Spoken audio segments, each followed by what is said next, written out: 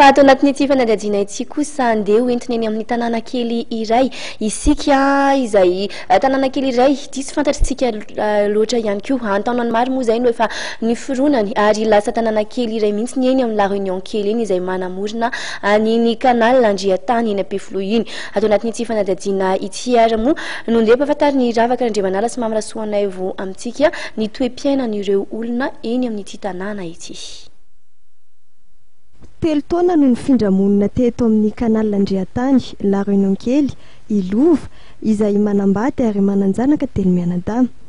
Ny tsy fampiny enti-manana entina manofatrano no nanosika azy ifindramona eto.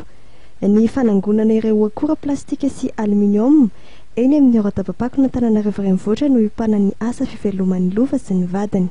Mandeha fa zao dia mitanandro fotsiny ohatr'izao ny atao. Dia ohatrany amin'ny maraina zany mba malava dia ohatr'izao mitanandro dia arivariva ndray dia malava. Lafo ny karazana entana amidina rehetra. Kapoaka, tavoahangy, fatina kiraro, zavatra efa tsy tian'olona intsony zany sy zany amidina. Satria reny alainany amin'ny vakan-drofia. Alainany amin'ny vaky ireny. Dia misy olona miantso hoe reto misy fatin-kirotana raha tianareo.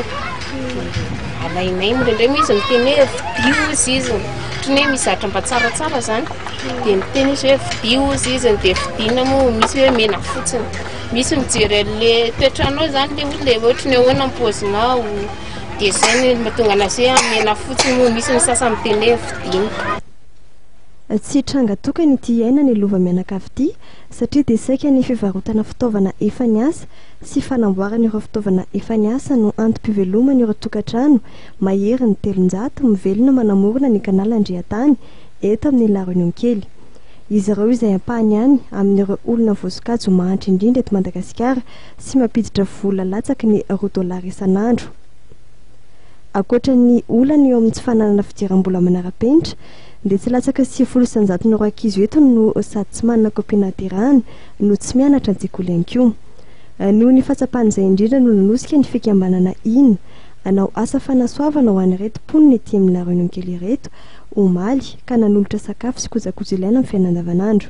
Nahatonga nasafidy andreo ety la Réunion Kely tsika angambany efa nahita daholo fa mety hoe ny tena misy olona mahantra indrindra rehetra Antananarivo manokana aloha dia izay antony tonga anay hanao an'izay hetsika izay. Ity asa fanasoavana ampiarabelona ity dia nentin'ny fikambanana nanamarina ny fahery-taona ny fikambanana izay ivondrona ny zanaka miparetam-po amin'ny fianakaviana iray. Ny fikambanana izay misokatra amin'ny fiarah-miasa amin'ireo malala-tanana entina hanampiana ny mpiarabelona indrindra fa ireo sokajin'olona marefo eto amin'ny firenena.